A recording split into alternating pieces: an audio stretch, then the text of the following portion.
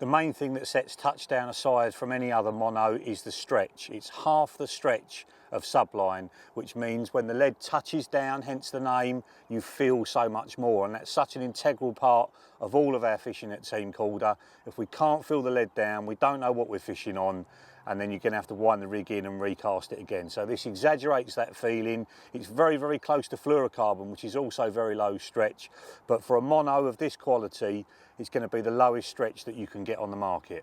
So what are the downsides to TouchDown? Well, I would say if you're an inexperienced carp angler, I would stick with subline to begin with, because there's slightly more stretch in it.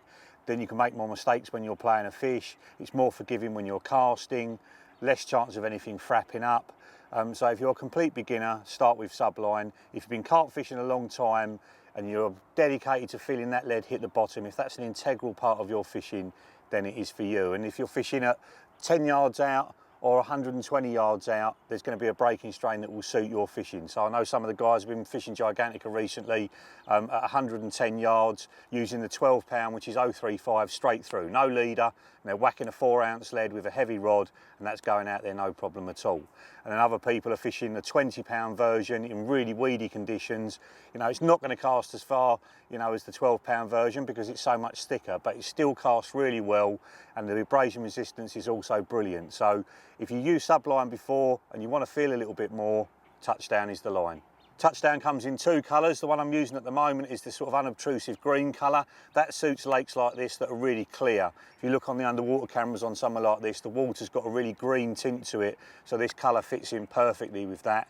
And then the brown is for places that are more tea-coloured, silty lakes. Walthamstow reservoirs is a prime example. Brown lines on there really blend in well. So that's why there's two colours. There's 4 breaking strains as well. The 10 pound is brilliant for long range fishing because there's less stretch in it. Obviously your bite indication is much better at all ranges, but that really comes into its own at long range.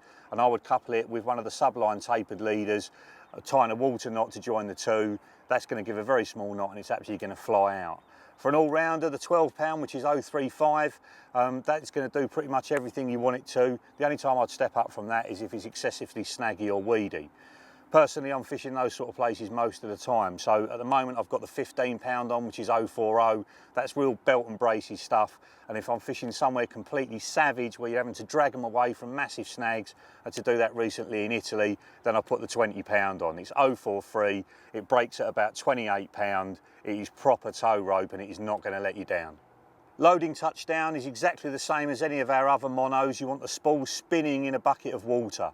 And basically when you're winding, if you stop and just look at the line going through the butt eye, make sure it's coming through perfectly straight. If it's twisted round the butt eye like that, then it means you're putting twist into it, which usually means the spool's fallen over on its side.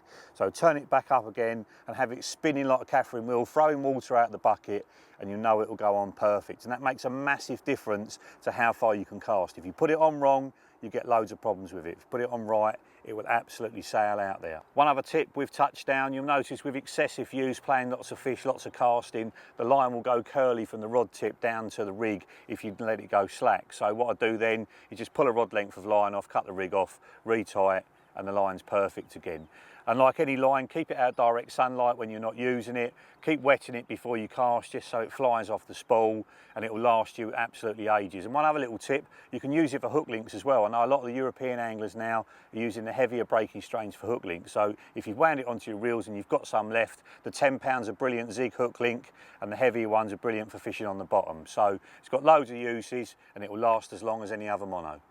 Lines with a low stretch are actually better for casting up against islands because you get less stretch as you hit the clip, so you don't end up dragging the rig into the island so much. So what I tend to do is cast up towards the island with just the lead on, get it closer and closer and closer, then get it clipped up, put the rig on, whack it out there, and I tend to hit the clip with the rod back and then let it drop forward so the lead drops straight next to the island. So if you're fishing up to islands a lot, TouchDown is well worth a go.